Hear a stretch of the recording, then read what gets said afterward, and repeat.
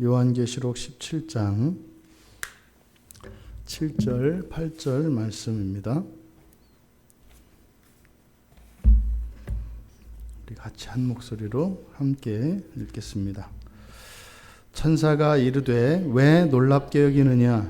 내가 여자와 그가 탄 7마리와 10뿔 가진 짐승의 비밀을 네게 이르리라. 네가 본 짐승은 전에 있었다가 지금은 없으나 장차 무저갱으로부터 올라와 멸망으로 들어갈 자니 땅에 사는 자들로서 창세 이후로 그 이름이 생명책에 기록되지 못한 자들이 이전에 있었다가 지금은 없으나 장차 나올 짐승을 보고 놀랍게 여기리라. 아멘. 예, 정말 놀랄 일, 정말 우리가 놀라야 할 일이 무엇인가? 천사가 요한에게 이야기하고 있는 장면입니다. 6절 끝에서 요한이 그 여자를 보고 놀랍게 여기고 크게 놀랍게 여기니, 그래서 이 교회에 대한 그 종말의 교회를 바라보게 된 요한이 그렇게 이루 말할 수 없는 놀람의 감정을 여기서 표현했습니다. 그런데 천사가 왜 이렇게 놀랍게 여기느냐 이렇게 얘기를 합니다. 그러면서 8절의 끝에 장차 나올 짐승을 보고 놀랍게 여기리라. 그러니까 네가 이 교회를 보고 이렇게 놀랐지만 사실은 내가 정작 놀라야 하는 것은 짐승이다. 이렇게 천사가 가르쳐주고 있는 거죠. 그러니까 지금 천사는 그 음료로 묘사되고 있는 교회의 부패와 타락에 대해서 요한이 놀라야 할 것은 따로 있다는 거죠. 그런데 지금 뒤에 8절의 끝에 그 짐승이라고 결론을 내리고 그 바로 뒤 이어서 내가 비밀을 네게 말해주겠다 그럽니다. 그러니까 이 비밀은 뭐겠어요? 바로 요한이 놀라야 될 내용이고, 이 비밀은 사실은 짐승에 관한 거죠.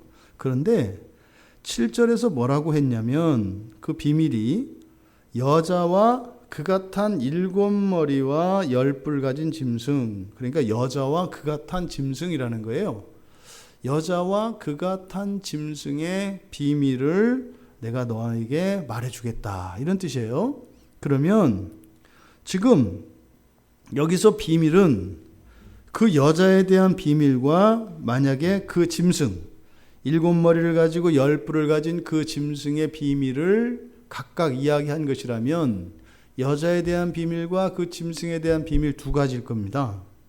그런데 뒤에 나온 비밀은 단수형을 썼어요. 그러니까 여자와 그 짐승의 비밀을 했을 때 그 여자와 짐승에 대한 개별적인 각각의 비밀이 아니라 사실은 이 둘의 관계에 관한 겁니다. 둘의 관계. 그래서 여기서 이 음료와 그 짐승의 그러한 앞에서 요한이 놀라게 됐던, 즉 음료의 타락이나 이것을 보고 놀라게 되었는데, 지금 그러한 일이 왜 일어났는가? 그것은 바로 무엇 때문이라는 거예요? 그 짐승 때문이라는 겁니다. 그러니까 바로 요한이 놀랐던 그 교회의 부패, 타락, 그것보다 더욱 놀랄 일은 바로 짐승이다라고 하는 것을 이야기합니다. 그러면 그 짐승이 뭐예요? 첫째로 그 여자가 타고 있는 짐승입니다. 이건 현재 분사예요. 그러니까 그 마지막까지 타고 있는 짐승입니다. 그러니까 이 교회, 음료로 비유되어지고 있는 이 교회는 항상 그 밑에 그 배경, 순전한 교회가 아닌 타락하게 하는 그 어떠한 요소들이 지상교회 안에 있다라고 하는 것을 가르쳐 줍니다. 그런데 그 짐승은 또 7머리와 10뿔을 가졌다고 합니다. 그러니까 이 내용은 이제 뒤에 가서 요한이 자세하게 설명을 해줍니다. 그래서 여기서 지금 요한이 그 여자를 보고 놀랐지만 그 놀랄 것은 여자가 아니라 바로 짐승의 실체다. 그래서 그 짐승의 실체를 알게 되면 그 음녀가 왜 타락했고 왜 부패했으며 또 더 나아가서 타락하고 부패한 이 세상에서 보여졌던 그런 부패상, 그런 것들은 사실은 장차 놀랄 것에 비하면 아무것도 아니다. 요 이야기를 요한이 하고 있는 겁니다. 그러면 그 짐승이 뭐냐? 그 짐승이 뭐냐? 지금 우리말 성경에 8절에 이제 2번 반복됩니다. 내가 본 짐승은 이렇게, 내가 본 짐승은 이렇게 하고 8절의 끝에 가서도 생명책에 기록되지 못한 자들이 본 짐승, 그때도 이전에 있었다가 지금은 없으나, 이게 지금 똑같은 말을 이렇게 이제 번역을 한 겁니다. 전에 있었다가 지금은 없으나 반복되는데요. 이게 지금 전에 있었다가 지금 없으나, 그리고 8절의 앞에서는 장차 무저갱으로부터 올라올, 그리고 8 뒤쪽에서는 장차 나올 짐승, 이렇게 설명하고 있어요. 그런데 지금 우리말을 봐서는 이게 굉장히 좀 애매합니다. 맨 앞에 8절의 앞에 전에 있었다가 지금은 없다. 그러니까 이건 무슨 말이에요? 이게 전에 너희가 보았던 그것이, 그 짐승이 계속 있어 왔던 거예요. 계속 있어 왔어요. 근데 지금은 아니다, 이런 뜻이에요. 그러니까 지금까지는 계속 있어 왔던 그 짐승, 그런데 그 짐승이 더 이상은 그것이 아니다. 그러면서 그 짐승이 뭐라고 하냐면 무저갱으로부터 막 올라오려고 한다, 이렇게 얘기를 해요. 근데 그것은 올라오면 어떻게 된다고요? 멸망으로 들어간다라고 얘기합니다. 올라오면 멸망으로 들어간다. 그래서 그 짐승을 보면 땅 위에 거하고 있는 자들이 놀라게 될 것이다, 이렇게 얘기합니다. 그런데 이 짐승을 보고 놀라게 되는 것은 바로 누구라고요? 땅 위에 거하는 자들인데, 그 땅 위에 거하는 자들 가운데에서 그 짐승, 땅 위에서 올라오게 될 그 짐승을 보고 놀라게 될 사람들을 천사는 이야기합니다. 첫째, 놀랄 사람들은 누구라는 거예요? 창세 이후로 생명책에 그 이름이 기록되지 않은 사람들. 지금 여기서 천사가 이야기하고자 하는 것은 그 전까지는 생명책에 기록되지 않은 사람들, 쉽게 말해서 우리가 이것을 신학적으로 유기된 자들이라고 합니다. 하나님의 예정 밖에 있는 자들이라고 해요. 그러면 그 사람들, 하나님의 생명책에 농명되지 않은 그 사람들은 살아생전, 다시 말해 그 마지막까지 그 짐승을 보고 놀란다, 안 놀란다? 안 놀란다는 거예요. 지금 요한이 여자를 보고 그 음녀를 보고 깜짝 놀랐잖아요. 근데 천사가 뭐라 그랬어요? 왜 놀라는 거야? 이게 뭐예요? 너 그거 아무것도 아니다? 이렇게 얘기한 거예요. 근데 그 요한의 놀람에 비하면 장차 그 생명책에 이름이 기록되지 않은 자들이 놀라게 될 놀람은, 이거는 뭐 상상을 초월할 정도다라고 이야기를 하는 겁니다. 그런데 지금 그 짐승을 소개하는 그것이 과거에는 보았으나 지금은 없는, 지금은 더 이상 그것이 아닌, 그리고 나서 장차 오게 될, 지금 과거와 현재와 미래 시제를 다 이야기를 해요. 근데 지금 요한은 뭐라고 얘기를 하냐면 과거에서부터 현재까지 쭉 있어 왔었던 그 미완료 시제를 쓴다고요. 있었다, 있어 왔다, 이렇게. 그러니까 여러분들도 보고 저도 보고 심지어는 이렇게 마지막까지 예수 그리스도를 영접하지 않을 사람들도 그것을 봤어요. 계속 보아왔다고요. 그런데 그 마지막 순간이 되면 더 이상은 그것이 아니라는 거예요. 이해되시죠? 그러니까 지금 요한이 여기서 얘기하고자 하는 바는 그 마지막 종말의 순간까지 우리가 보고 인식해왔던 그것이 아니라는 것을 알게 된다고 하는 것을 여기서 지금 말하려고 하는 겁니다. 지금 8절의 앞에 내가 본 짐승, 이때 본 짐승은 언제 본 거예요? 과거에 본 거죠. 이때 본 짐승 할 때 이 보다라고 하는 말과 뒤에서 짐승을 보고 할 때 보다, 똑같이 둘 다 보다라고 하는 단어가 쓰여요. 그런데 앞에 보다와 뒤에 보다가 의미가 다른 단어를 씁니다. 앞에 있는 보다는 그냥 식별이 된다는 거예요. 눈에 띄는 걸 말해요. 여러분 왜 이렇게 뭐 길 가다가 보면 뭐 굉장히 뭐 이렇게 특별하게 좀 이상할 정도의 어떤 복장을 하고 있거나 기이한 행동을 하는 사람이 있으면 지나가는 사람들의 눈에 띄잖아요. 이거는 뭐 그 사람의 뭐 왜 그런가 이게 아니라 눈에 띄잖아요. 보통 우리가 홍일점, 청일점 그러면 하나, 그 빨간 색깔 하나만 있을 때 눈에 딱 띄지 않습니까? 그러니까 포인트를 주잖아요. 그러니까 여러분들 뭐 액세서리 다는 게 그거 아니에요. 이게 포인트 주는 거 아니에요.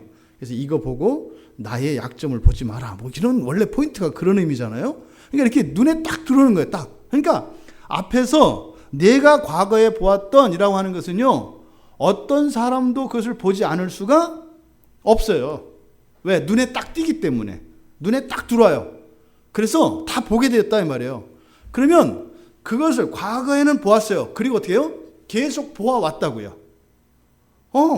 저기 있지. 그렇지. 근데 그 의미는 생각하지 않는 거예요. 늘 보았다는 거예요. 이렇게. 그랬는데 그 어느 시점이 되면 그것이 더 이상은 그게 아니다. 이게 뭐예요? 다르게 보인다는 의미죠. 다르게 보인다. 근데 뒤에서 8절 하반절에서 이 보다라고 하는 이 동사는 이해하다라고 하는 쪽에 초점을 둔 단어예요. 그러니까 앞에 있는 보다는 눈에 띄는 거예요. 그래서 어느 누구도 그것을 보지 않을 수 있는 사람은 없고 보지 않은 사람도 없어.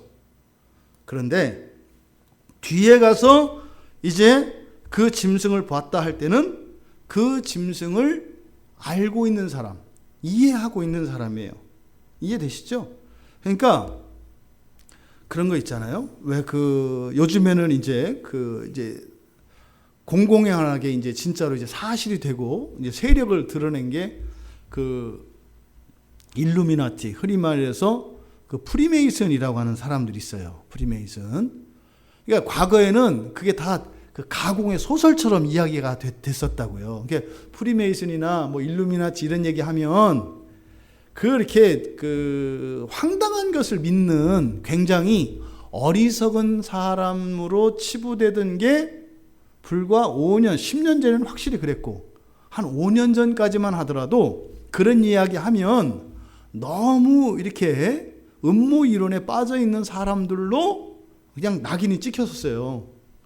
근데 한 5년 전부터는 그 사람들이 그 세력이 이제는 정식으로 이 세상의 모습을 드러냈습니다.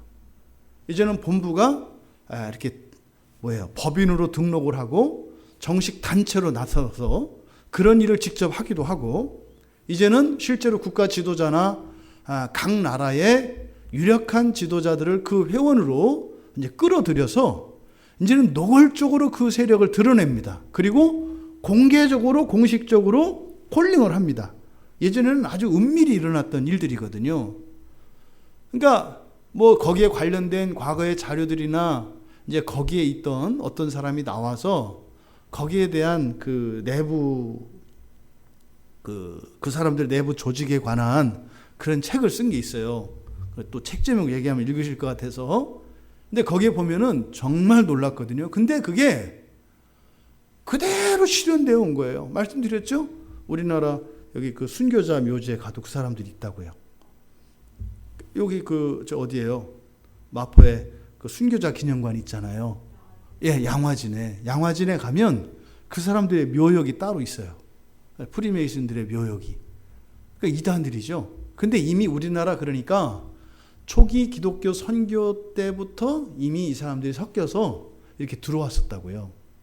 그러니까 그 사람들을 계속 본 거예요. 근데 사실은 그게 그건지 알아요, 몰라요? 모른다 이 말이에요. 그런데 나중에 가게 되면 그걸 원래부터 알았던 사람, 이해하고 있던 사람들이 있고 그게 그건지 뭔지 모르고 있던 사람들이 이제 있게 된다 이 말이에요. 여기서 그건 뭐예요? 그 짐승이죠. 그 짐승의 정체가 무엇인지 뒤에 가면 알고 있었던 사람들, 그 사람들이 놀란다는 거예요. 그러니까 지금 우리가 이 세상을 살아가면서 그게 뭔지 모르고 그냥 이렇게 살아가는 사람이 있고 그게 뭔지, 그 짐승이 뭔지 알면서 살아가는 사람이 있다는 거예요. 그러니까 그게 모르고 살았으니까 뭐 그런가 보다 이 다음에 하겠지만 현재의 그러니까 종말이 임하기 전에 그 짐승이 이러이러한 것일 것이다 라고 이해하고 있던 사람들은 마지막에 가서 어떻게 한다는 거예요? 놀라게 된다라고 지금 이야기하는 거예요.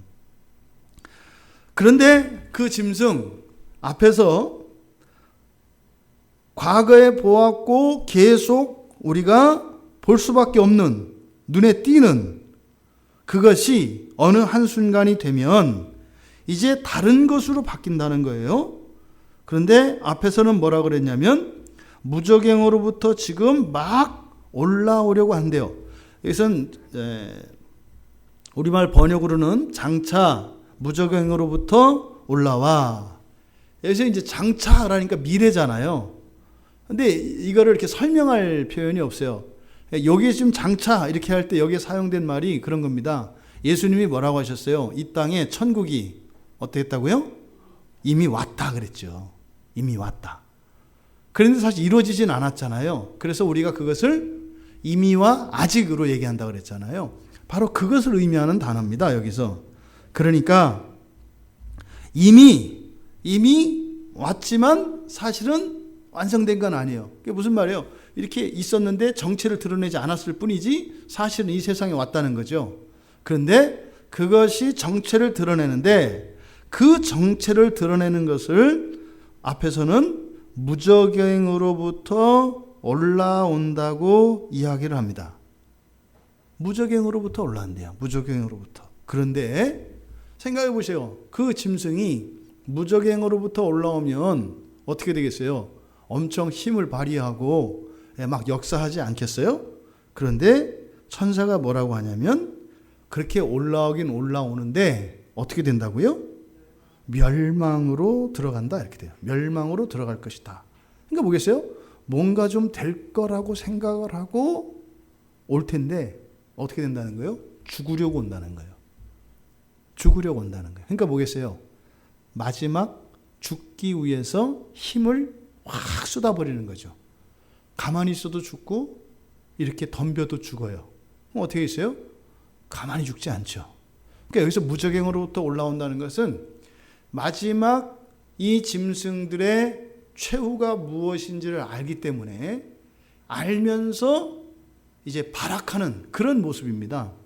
그러니까 그 짐승이 마지막에 그렇게 심판을 당하게 되고 이제 사망에 처하게 될 것인데 바로 그 일을 위해서 올라올 그 짐승이라고 이야기를 하는 겁니다. 그런데 그 짐승을 보고 놀라는 사람들이 누구라고요? 창세 이후로 그 이름이 생명책에 기록되지 못한 자들. 여기서 창세 이후로 이렇게 되어 있습니다만 세상의 기초가 놓일 때부터 이렇게 되어 있어요. 그러니까 세상의 기초가 놓일 때부터 계속 이런 뜻이에요. 그러니까 뭐 창세 이후로 그러니까 뭐 창세 이후에 마치 이름이 기록되고 기록 안 되고 이런 것이 아니에요. 그 이전에 이미 생명책에 기록될 이름들은 그 이전에 이미 예정되어 있습니다. 그런데 바로 그 예정 안에 있지 않은 사람들, 그 사람들이 세상의 기초가 놓이던 그때부터 계속해서 그 생명책에 기록되지 못하는데 그 사람들이 이제 놀라게 될 것이다. 그러니까 여기서 그들이 놀라게 된다라고 하는 것은 그들이 그때까지 알고 있었던 것과 너무나 다른, 완전히 다른 것이었기 때문에 놀라게 될 것이다 라고 얘기를 하는 겁니다. 천사가 7절에서 왜 놀랍게 여기느냐 이렇게 얘기를 했잖아요. 왜 놀랍게 여기느냐, 이게 무슨 말이겠어요? 천사가 왜 요한에게 왜 놀랍게 여기느냐라고 이렇게 말을 했겠어요? 첫째로는 요한이 놀란 것은 비밀을 몰랐기 때문에 그것을 보고 놀랐다는 거예요. 요한이 놀란 이유가 그거를 비밀을 몰랐기 때문에 그것을 보고 놀랐다. 그게 무슨 말이겠어요? 그 음료로 비유되어진 이 교회의 타락, 그것은 전체에서 일부라는 거죠. 전체에서 일부이기 때문에 그 사실을만 보고 그렇게 요한이 놀랐지만 사실은 전체, 그러니까 비밀이죠. 전체 그 비밀을 알게 되면 그것은 놀랄 일이 아니다. 천사는 그렇게 얘기했지만 요한의 입장에서는 놀랄 일이에요, 안 놀랄 일이에요? 놀랄 일이라고요. 이거는 놀라도 이건 뭐 정말 천지 창조하는 것을 두 눈으로 보고 있는 것과 같이 놀라운 사건이라고요. 그런데 지금 뒤에서 천사가 요한에게 가르쳐 준 그 짐승에 대한 이 비밀, 이제 뒤에 가면 쭉 설명을 합니다. 그럼 이 내용들에 비하면 천지 창조를 보는 것과 같이 놀랐던 그 놀란 것도 별로 놀랄 게 아니다. 요 이야기를 지금 하려는 겁니다. 그래서 정말 놀랄 일은 그렇게 최상급으로 놀라는 그 음령의 타락과 부패에 대한 그 놀람, 그것이 아무것도 아닌 것이 될 정도로의 놀람이 있다라는 거죠. 이게 뭐라는 거예요? 짐승의 실체. 그 짐승의 실체를 알게 되면 요한의 놀람이 당연한 것이지만 그것은 마치 아무것도 아닌 것 같이 될 것이다. 이렇게 얘기를 하는 겁니다. 그래서 사실은 이런 놀람을 이렇게 놀라야 되는 사람은 요한이 아니라 누구라는 거예요? 생명책에 이름이 기록되지 않은 사람들이 그렇게 놀라야 한다. 그래서 네가 놀랄 게 아니라 쟤들이 놀라야지. 네가 놀란 것이 엄청난 것이지만 사실은 쟤들이 놀라게 될 것에 비하면 너는 그거 놀랄 것도 아니다. 이렇게 이야기를 하는 겁니다. 그럼 그들이 왜 놀랄까요? 자신들이 믿고 의지하고 추구하고 살아왔던 인생이 완전한 거짓이고 속임이었다는 것을 깨닫게 된다는 거예요. 그런데 그게 얼마나 큰 사실인지는 모르겠지만 지금 천사는 요한에게 그렇게 얘기하는 거예요. 여러분, 우리가 보세요. 우리가 말로는 오직 하나님, 오직 예수, 오직 신앙, 오직 교회, 그리고 천국, 지옥, 심판 이런 이야기를 합니다. 근데 정말 우리들의 삶 속에 그것이 영향을 미쳐요? 미치죠. 근데 사실은 그걸 영향을 미친다고 할 수 있을까요? 거의 미치지 않는단 말이에요. 왜 그럴까요? 우리가 마지막 날에 천국을 보고 놀랄 겁니다. 그리고 동시에 지옥을 보고도 놀랄 겁니다. 천국도 우리가 상상할 수 없는 상상 이상의 것이기 때문에 놀랄 거예요. 그런데 천사는 뭐라고 하는 거예요? 그거는 뭐 놀라도 좋은 거니까 상관이 없는데, 뭐 좋은 거를 못 누리다가 누리는 거는 괜찮잖아요. 그런데 지금 이 마지막 날의 심판과 멸망에 들어가는 그것이 얼마나 두렵고 끔찍한 것인지 몰랐던 사람들이 겪게 되는 놀람은, 이거는 천국을 보고 놀라는 그 놀람도 뭐 무한대의 놀람이겠지만, 지옥을 보고 그 짐승과 함께 하나님의 심판대에 서는 것이 얼마나 무시무시하고 끔찍한 것인가에 대해서 천사는 지금 이야기해 주려는 거죠. 우리가 왜 하나님 말씀을 순종하기보다 불순종하기가 쉬워요? 모르기 때문이죠. 모르기 때문이죠. 한편으로는 천국의 영광을 모르기 때문에 그것을 탐하지 않는 것이고, 여러분, 우리가 좋은 걸 얼마나 탐해요. 네? 좋은 게 얼마나 좋아요. 좋고 너무 좋잖아요. 근데 이 천국이 그렇게 우리의 마음을 끌지 않는단 말이에요. 모르니까. 그날에 가면 우리 다 후회해요. 이럴 줄 알았으면 그냥 천국에 사는 건데 뭐 이렇게 한다는 거예요. 이렇게 얘기한 것조차도 뭐 부족했다고 얘기할 거라고요. 그때 가면. 그러니까 천국을 몰라요. 그런데 우리가 불순종하는 이유는 뭐예요? 그 징계와 심판이 어떤 건지 모른다고요. 우리가 그동안 앞에서 불에 타는 유리바다와 끔찍한 이런 재앙들을 봤어요. 이야기를 들었어요. 근데 지금 여기서 종합적으로 얘기하는 거죠. 니들 너 그 얘기 좀 쭉 봐왔잖아. 근데 그게 뭔지 잘 몰랐지. 우리가 하다못해 저 미신을 섬기는 사람들도 생각해 보세요. 그 못 하나 받고 이사하고 무슨 이제 물건 하나 집에 들여올 때도 나를 받아서 들여왔잖아요. 미신을, 그 말도 안 되는 그 우상과 더러운 귀신을 섬기는데도 그렇게 우리의 삶이 통제를 당하고 우리의 삶 속에 그 존재가 영향을 그렇게 강력하게 미쳐왔잖아요. 그러면 그 말도 안 되는 그 잡귀신이 우리의 인생, 우리의 역사 속에 끼쳤던 영향력과 우리가 그렇게 창조주 하나님이다, 만군의 하나님이다, 오직 한 분이신 하나님이다, 그렇게 이야기하는 그 하나님이 미치는 영향이 과연 그 잡신이 끼치는 영향보다 크다고 우리가 얘기할 수 있냐고요. 이게 단호하게 아니라고 얘기할 수가 있다 이 말이에요. 단호하게. 왜요? 모르기 때문에. 왜 그 우리나라 뭐예요? 신과 함께? 그게 뭐 지금 대박이 난 영화라고 이제 하는데, 그 영화를 아마 모르긴 모를라도 대부분 기독교인들이 많이 갔을 가능성이 많아요.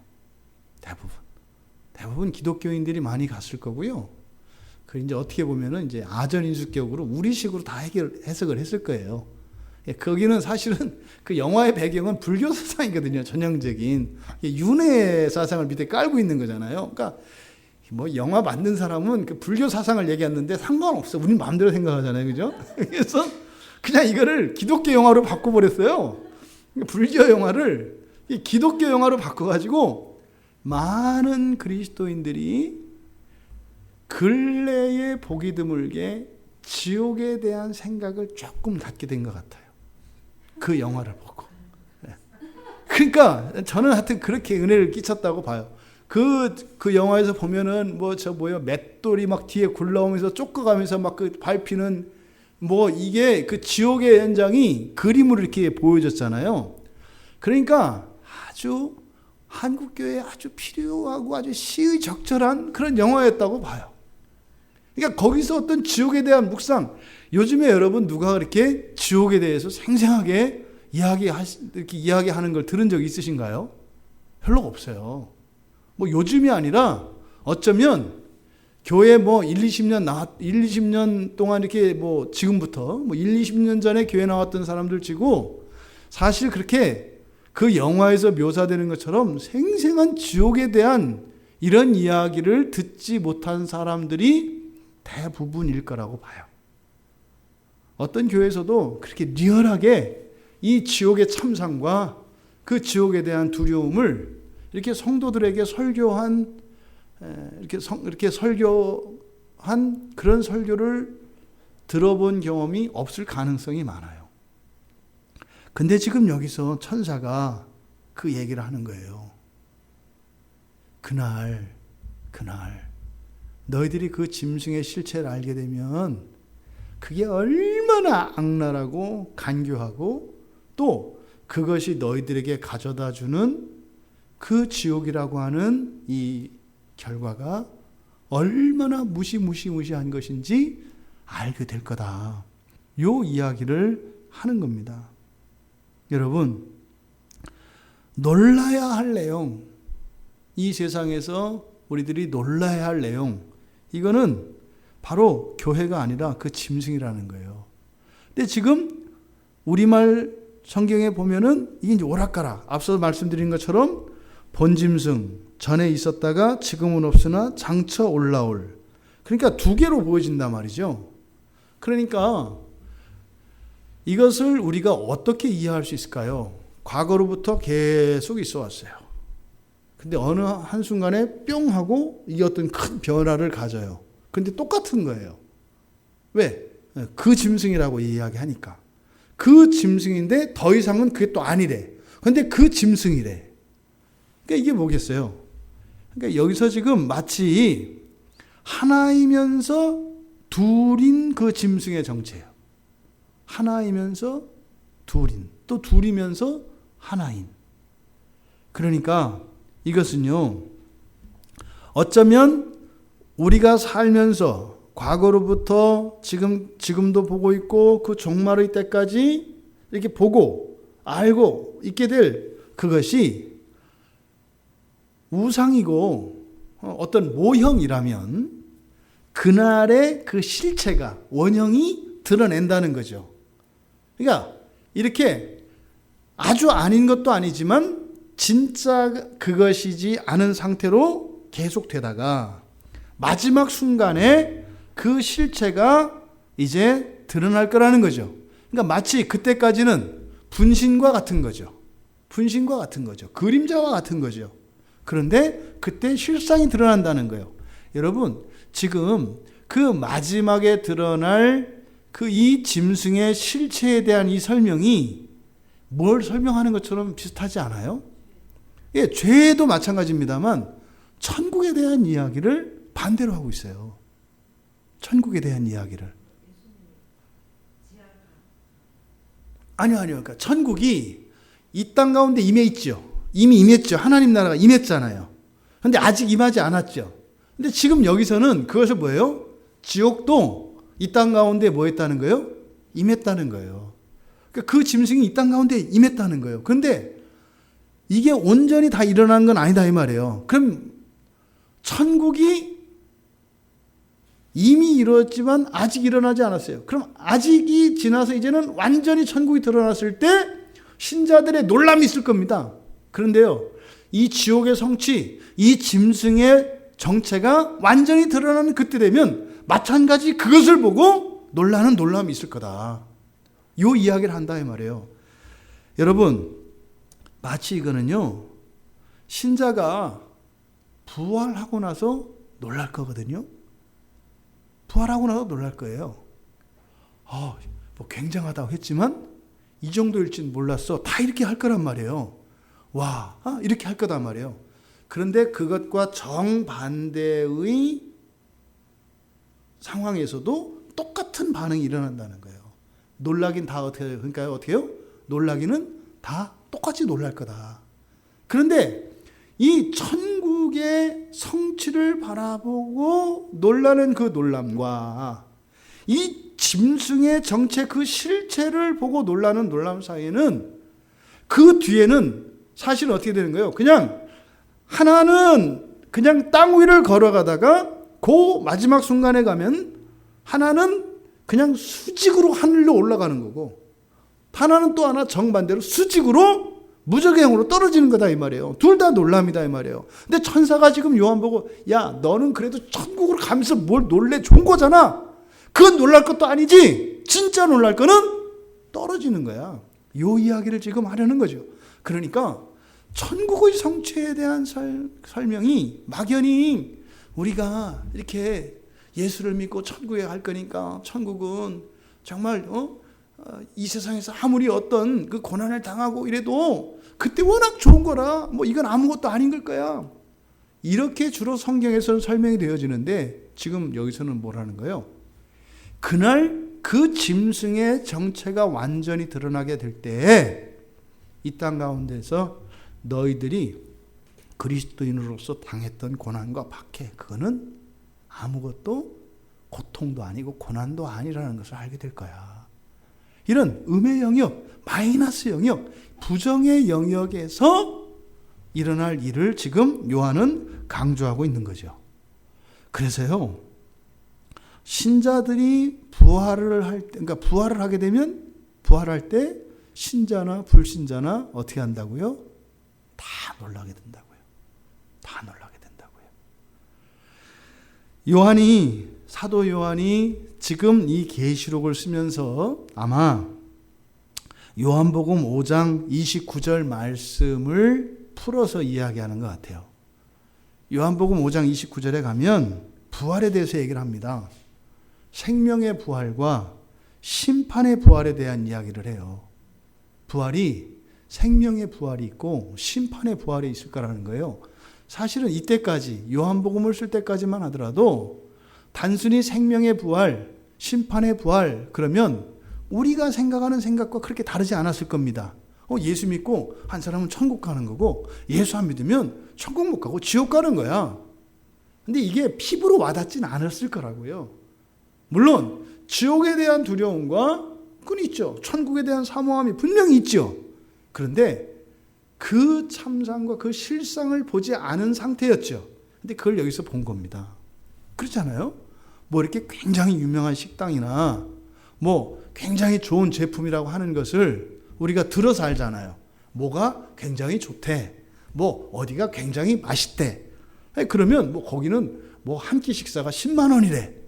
그러면은 뭐 먹어보지 않아도 뭐 막연히 되게 좋을 거다라고 하는 생각을 가지게 돼요. 알죠?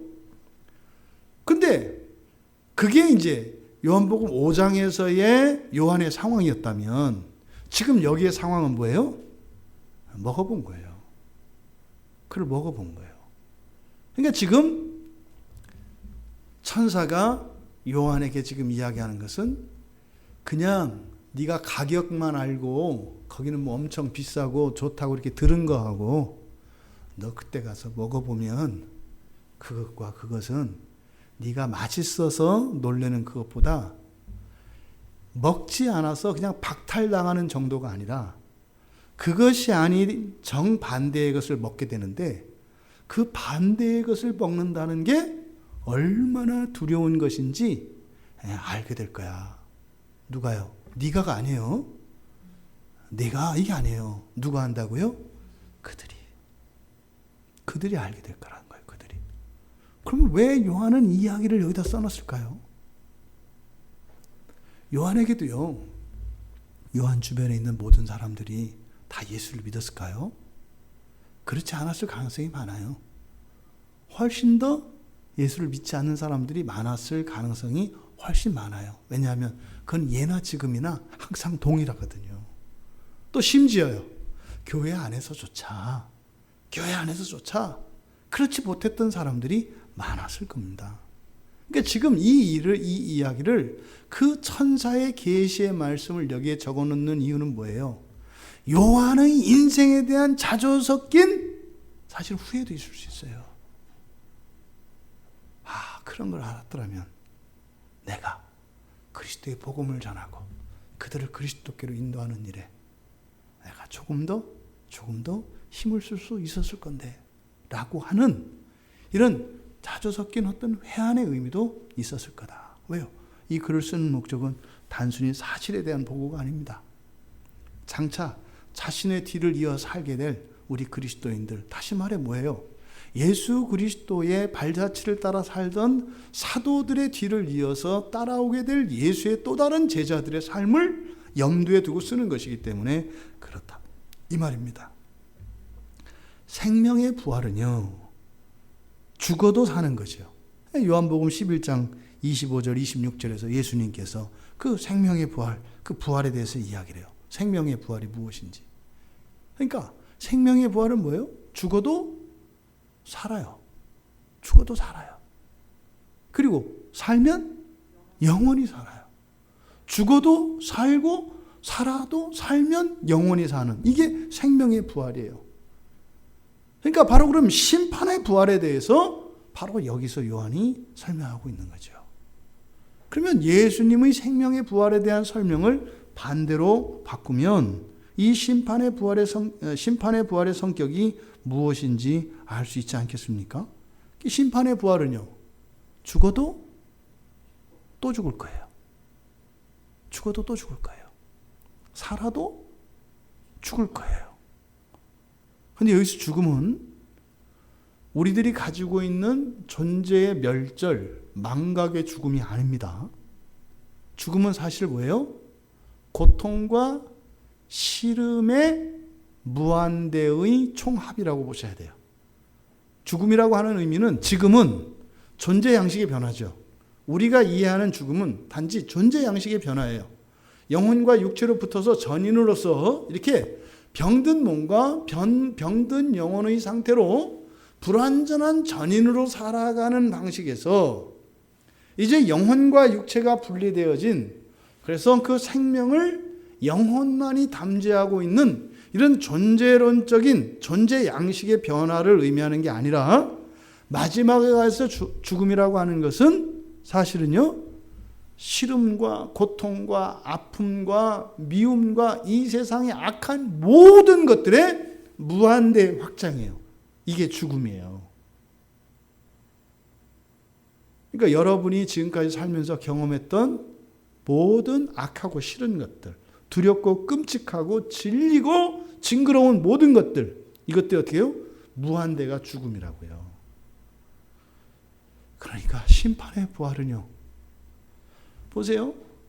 예수를 믿고 이 세상을 떠나 지금 하나님 보좌에 같이 있는 그 낙원에 있는 그 영혼들과 음부에 있는 영혼들, 보세요. 부활에 대한 그들의 생각이 어떻게 다르겠어요? 낙원에 있는 자들은요, 부활의 날을 학수고대하고 있습니다. 학수고대하고 있습니다. 왜요? 육체를 입기 위해서. 완전한 부활체의 몸을 입고 완전한 전인으로서 그 영생을 완전히 누릴 그날을 너무나 기다리고 있어요. 너무나 기다리고 있어요. 물론 그것 때문에 뭐 답답하거나 그러지 않아요. 하지만 그들의 찬양과 감사와 만족이 그 마지막 부활을 향해서 가고 있다고요. 그러면요, 음부에 있는 영혼들은 어떻게 했어요? 부활에서 멀어지려고 합니다. 지금도 물론 어때요? 고통스러워요. 근데도 어떻게 해요? 부활에서 멀어지려고 해요. 왜요? 그 부활은 너무나 두려운 거거든요. 지금도 감당할 수 없는 고통과 이런 슬픔과 아픔 속에서 살아가고 있지만, 그런데 장차 일어날 부활 이후에 그들이 지고 살아야 될 그 영혼의 시간이라고 하는 것은 무시무시한 것이기 때문에 거기서 멀어지려고 한다고요. 그 일이 우리의 삶의 현장 속에 일어납니다. 그들의 그런 발행과 이런 것들이 악한 영들을 통해서 이 세상 안에서 끊임없이 신자들로 하여금 어떻게 해요? 그리스도를 닮아가는 일에 뒷걸음질 치게 하고 실패하게 하고 자꾸만 비껴가게 합니다. 왜요? 부활의 날이 두렵기 때문입니다. 그러니까 이 땅에 있는 신자들이 그리스도를 닮아지는 그날, 그 완전한 하나님의 구원의 성취가 일어나는 그날이 이들은 가장 두려운 날이기 때문에 늦추는 거죠. 그러니까 최선을 다해서 그 시간을 늦추는 거예요. 그러니까 마치 인생의 이 세상의 역사라고 하는 것은 뭐겠어요? 초침을 붙잡고 싸우는 싸움이에요.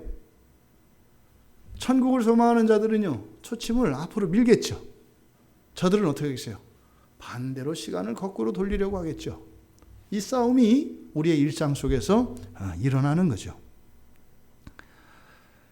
지금 여기서 이야기하는 요 이야기는, 천사의 이 이야기가 마치 앞에서 요한이 이야기했던 음령의 부패와 타락, 다시 말해 교회와 부패의 타락이 아무것도 아닌 것처럼, 그리고 뭐 어쩔 수 없는 것인 것처럼 이렇게 그 교회의 타락이나 부패를 희석시키려고 하는 목적이 아닌 거죠.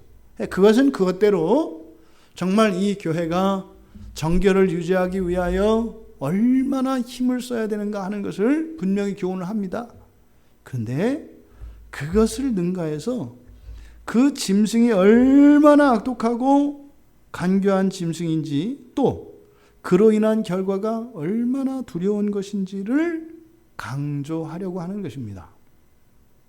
그러니까요, 교회가, 성도가 왜 정신을 바짝 차려야 하는지를 가르쳐 주는 겁니다. 그날의 일이 교회에 맡겨져 있어요. 그날의 일이 교회에 맡겨져 있어요. 우리들에게 맡겨져 있어요. 또 이 말씀을 주시는 것은요, 사실 뭐겠어요? 피할 가능성을 열어놓은 거예요. 피할 수 있는 가능성을 열어놓기 위해서 그 두려운 그 참상에서 벗어날 수 있는, 다시 말해 구원의 가능성을 열어놓기 위해서 앞에서 이야기했던 그 요한의 놀람을 네가 진짜 놀라야 할 것은 그게 아니라 이것이다 라고 한 것이다 이 말이에요. 그러니까 정말로 우리가요, 마지막 날이 임할 때까지 정말 우리가 그 생명의 복음이 더 많은 사람들에게 전해지기를 간절히 소원하고 그렇게 기도하고, 또 우리의 삶이 그 일에 기여하는 삶이 되도록 우리가 마음을 기울여야 한다는 것입니다. 왜요? 이 사실을 아는 것은 우리밖에 없기 때문입니다. 그들은 그때까지 놀라지 않는다고요. 상상도 못한다고요. 하지만 그날 그들은 놀라고 또 놀라고 그렇게 놀랄 것이다 라고 천사가 요한이 천사에게 들었던 그 말씀을 여기에 기록하고 있는 것입니다. 우리의 인생을 좀 우리가 가끔씩 멈춰야 합니다. 멈춰서 해야 돼요. 그냥 가면 우리들은 쉼 없이 곡선의 삶을 사는 것이기 때문에 이게 죄된 세상의 정체성입니다. 우리는 직선으로 직진한다고 하지만 우리는 끊임없이 곡선의 삶을 삽니다. 그러니까요, 가다 멈추고 그리고 멈출 때마다 궤도를 수정하고 하는 이 일이 계속 일어나야 되는 거죠. 그러니까요, 이게 곡선으로 이렇게 곡선의 연속으로 이어져야 되는 거죠. 우리들이 그 영원의 날, 그 마지막 그 부활의 날에 큰 놀람을 보게 될 것입니다. 이 세상의 모든 사람들은 크게 놀랄 겁니다. 하지만 그날 우리 자신과 우리들 주변에 있는 이 사람들이 놀라게 되는 놀람은 그 생명의 부활로 인한 우리가 상상할 수 없는 이 존재의 놀라운 변화, 영광스러운 변화로 인한 놀람이기를 바랍니다.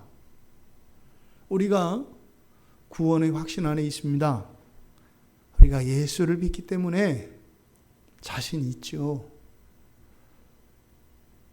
우리들의 날마다의 일상 속에서의 우리 하루의 삶을 꼼꼼히 되돌아보면 도저히 소망이 없죠. 그런데 그럴 때마다 우리의 불완전함과 그런 죄성으로 인해서 이런데도 이런 나를 구원하시는 그 그리스도의 완전하심이 더욱 빛이 나지요. 하지만 우리들이 거짓된 자기 확신 속에서 만에 하나 정말 그것과 상관이 없는 그런 삶을 살고 있다면 반드시 돌이켜야 할 일입니다. 구원에 있어서만큼은 우리가 어떠한 모험도 자제해야 합니다. 일체의 그런 시도도 하지 말아야 합니다. 우리는요, 안전하고 확신한 길을 걸어가야 합니다. 어떻게 해요? 두렵고 떨리는 마음으로 마치 구원을 잃어버릴 것처럼. 하지만 우리의 마음속에는 예수 그리스도를 믿는 믿음 안에 평강 가운데, 확신 가운데 거하되 우리가 우리의 삶을 살아갈 때는 마치 잃을 것처럼 살아가야 한다는 것입니다. 근데 그것이 단지 나 하나만의 일이 아니라 교회로서 더 나아가 우리들이 이 세상을 살아가며 맺게 되는 모든 사람들, 어쩌면 정말 평생에 한 번 스치고 지나갈 그런 사람들에게까지도 우리가 그 두려운 놀람이 아니라 영광스러운 놀람으로 그들을 인도할 수 있다면 우리의 삶이 얼마나 복되고 영광스러운 삶이 되겠습니까? 우리들 자신 그 생명의 부활의 놀람에 참여할 수 있게 되기를 바랍니다. 또한 우리들의 인생이 그 일에 그렇게 기여하고 또 마지막 날에 정말 어쩌면 그때 그날 그 순간 그 만남이 없었더라면 어쩌면 그 두려운 심판의 부활로 인한 그 두려운 놀라움에 쌓였을 내가 누군가로 인해 그렇게 생명의 부활의 전환점으로 전환점이 되었다라고 하는 이런 인정과 고백이 또 우리들에게 대한 감사가 또한 동시에 일어날 수 있게 되기를 바랍니다. 생각보다 인생은 짧습니다. 그리고 생각보다 훨씬 영혼의 시간은 깁니다. 생각보다 이 세상은 가치가 적습니다. 생각보다 영원한 그날은 가치가 훨씬 큽니다. 하지만 우리들은 비교할 수 없이 작은 그것이 비교할 수 없을 정도로 더 크고 급하고 우선하는 것으로 우리에게는 여겨집니다. 이것이 죄 가운데 있는 이 세상 사람들의 가지고 있는 한계이죠. 하지만 우리는 어떻습니까? 이제는 그 신비를, 그 비밀을 알게 되었습니다. 그렇다면 그 비밀을 먼저 알게 된 자들로, 그 비밀을 누리고 있는 자들로 그것을 이웃과 함께 나눌 수 있는 우리 모두가 되기를. 그래서 천사가 정말 놀라야 할 일이 무엇인가를 이렇게 가르쳐 주신 그 참다운 그 뜻이 우리들의 현재를 또 앞으로 살아갈 인생에 그렇게 영향을 미치고 또 그 말씀을 따라 우리 인생이 변화될 수 있기를 주님의 이름으로 축원드립니다. 말씀을 생각하며 우리 같이 잠시